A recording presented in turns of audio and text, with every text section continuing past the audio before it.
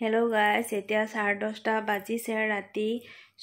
আনে পুৰা টোপনি গৈ আছে। এনেতো তাৰ পাপা আহিলে টোপনি যায়, কিন্তু আজি অলপ সোনকালে টোপনি গ'ল। মোৰ ভৰিত থুব বুলি কৈ আছিল। যোৱাকালিও মোৰ ভৰিত হৈছে, কিন্তু যোৱাকালি 11টামান বাজি গৈছিল, তেতিয়া মোৰ ভৰিত হৈছে। আৰু পিছত ময়ো তাৰ লগত ময়ো শুই গৈছোঁ, গম পোৱা নাই। ভাত বনাব পাহৰি গৈছোঁ। এনেতো 11:30 12টাত মই ভাত বনাই পেলাই পিছত টোপনি যাওঁ। তেওঁ অলপ দেৰিকৈ টোপনি যায়। দুজনে কথা চথা পাতি পিছত ভাত চাত বনাই টোপনি যাওঁ। কিন্তু যোৱাকালি আনে মোৰ ভৰিত হৈছে এনেকৈ, তাৰ লগত ময়ো শুই গ'লোঁ। পিছত ভাতে বনাব পাহৰি গ'লোঁ। আৰু চাইছে আপোনালোকে, পিছত মই ফটাফট কুকাৰত বনালোঁ। আৰু 10 মিনিট আছিল, 10 মিনিটত মোৰ আৰু মাৰ খোৱা হৈ গ'ল। মোৰ অলপ বাকী আছিল। আৰু তেওঁ খাব পৰা নাই, তেওঁৰ বেছিভাগে থাকি গ'ল। তেওঁ ভাবিছে আৰু অলপ টাইম আছে চাগে, কিন্তু টাইম নাছিল। তেওঁ আধা ভাততে হাত ধুব লগা হৈছিল। কিন্তু আজিও মোৰ ভৰিত হৈছে, কিন্তু মোৰ এতিয়ালৈকে মনত আছে। আৰু তেওঁ দেৰি কৰি আহিলোঁ। আৰু যদি টোপনি লাগে মোৰ, তেতিয়াহ'লে মই ফটাফট বনাই পেলাম ভাত, নহ'লে আকৌ ৰাতি বনাব গ'লে বহুত দেৰি হৈ যায়। মায়ে আকৌ মাতিব। যোৱাকালি এনেকুৱা ফাৰ্ষ্ট হৈছে। আনে এতিয়া মোৰ ভৰিত হৈছে, তাক মই বিচনাত শুৱাই দিওঁ। তাই এতিয়া মাজে মাজে এনেকুৱাই কৰে, ভৰিত থ'ব খোজে। ৰাতিও কেতিয়াবা শুই থাকিলে পিছত উঠি পেলাই কয়, মোক ভৰিত থোৱাই দিয়া, মোক ভৰিত থোৱাই দিয়া। ভৰিত থৈ পেলাই ময়ো এনেকৈ চিধা শুই থাকোঁ, আৰু তাইও মোৰ ভৰিত শুই থাকে। আসসালামু আলাইকুম, গুড মৰ্ণিং। এতিয়া ৰাতিপুৱা 10:30 হৈছে, আৰু মই গা পা ধুলোঁ, আনাইকো ধুৱালোঁ। এই আনাই খেলি আছে। আজি আমাৰ ঘৰত আহিব ডাঙৰ ভিনি বাইতা, তেওঁলোকৰ দুখ পাইছা ইফতাৰীৰ দাৱত। বাইতা আহিব অলপ পিছত। ভিনি সন্ধিয়া টাইমত চাগে আহিব। জামি মাতা, আজি কোন আহিব? হেই নহয়, আন্টি আহিব। আৰু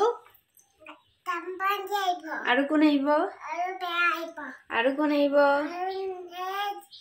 ইমৰান দাদা আহিব। মই ফটাফট গৈ পেলাই ৰন্ধা বঢ়া কাটি কুটি এইবিলাক ৰেডি কৰোঁগৈ, আৰু পিছত অলপ দেৰিকৈ বনাম। বাইতাও আহিব, তেতিয়াও একেলগত মিলিজুলি হৈ যাব। এতিয়া চব্জি, ভিনিৰ দাঁতৰ বিষ, তেওঁ বোলে খিচিৰি খাব। চব চব্জিবিলাক মই কাটি কুটি ৰেডি কৰোঁগৈ। ব'লক মোৰ লগত। কাটিলোঁ, বিলাহীও কাটিলোঁ। আনাই খুৱাব যাম, দেৰি গৈছে। তেওঁ এতিয়া মিঠা কোমোৰা এইবিলাক আনিছে।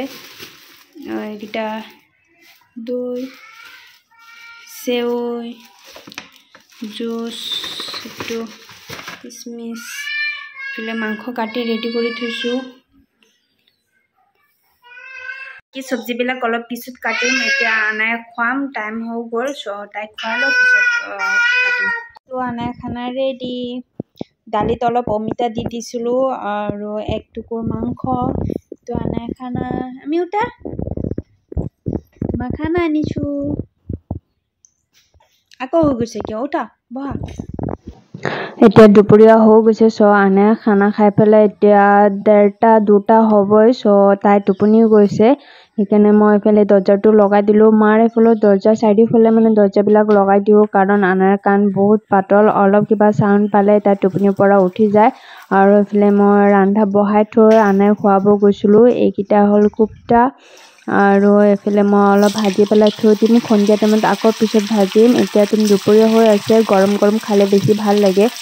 মই এতিয়া অলপ ভাজি পিছত আকৌ সন্ধিয়া টাইমত ভাজিম। আকৌ আমাৰ হৈ গৈছে কোপ্তা ৰেডি। পিছত আবেলি মায়ে খিচিৰি বনাব। এতিয়া যিবিলাক কাম আছে, এইকেইটা মই অলপ চলপ কৰি পেলাই থৈ দিম। আৰু আনাই পটককৈ টোপনিৰ পৰা উঠি যায়, ইয়াৰ কোনো ভৰসা নাইকিয়া। ফল চল কি আছে চব ধুই মেলি মই ৰেডি কৰি থৈ আছোঁ।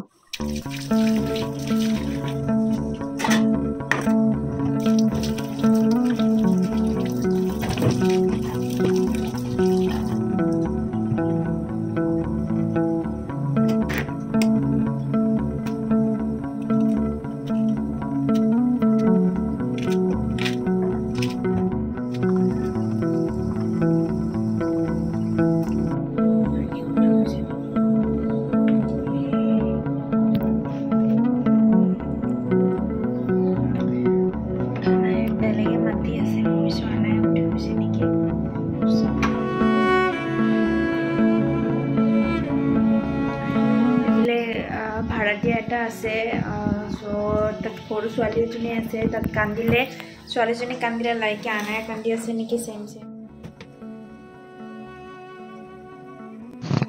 এতিয়া 4টা মান হৈ গৈছে সো মই ফটোবট সবৰ কাৰণে পৰটা বনাই আছো আৰু এফালে বনাই আছো পকৰি সো আৰু হঠাৎ আমাৰ ঘৰত আহি গৈছে আলহী সো মই বাকিখিনি ভালকে দেখাব পৰা নাই মানে মোৰ খুৰাহঁতকো তেওঁ ইফতাৰী দাওয়াত দিছিল আমি গম পোৱা নাছিলো তেওঁলোকে হঠাৎ আহিছে সো আৰু তেওঁৰ ছোৱালী আহিছিল সো তেওঁলোকক ফটোবট ইফতাৰী দিলো আৰু চাক বাচন বহুত ওলাইছিল সো মাহিও নাছিল সিদিনাখন মাহি আহা নাই সো মই এইবিলাক অকলে ধুব লগা হৈছিল আৰু বাইটাই লগে কৰি দিছে আৰু ইয়াছে কিমানগাল বাচন সো এইগিটা বগাখিনি দাগ লাগি যায় সো মই ফটোবট আগত কৰিলো ধুই মেলি ললো আৰু যেতিয়া অলপ শুকাই গৈছিল পিছত উঠাই পেলালো আৰু আনায়া টোপনিৰ পৰা উঠিলে লগলগ খানা খাব নোখোজে সো তাইক অলপ দেৰিকৈ খোৱালো আৰু খোৱাবৰ কাৰণে তাই বহুত টাইম লাগে সো অলপ ভাবো মই কামখিনি ফিনিশ কৰিয়ে তাইক খোৱাও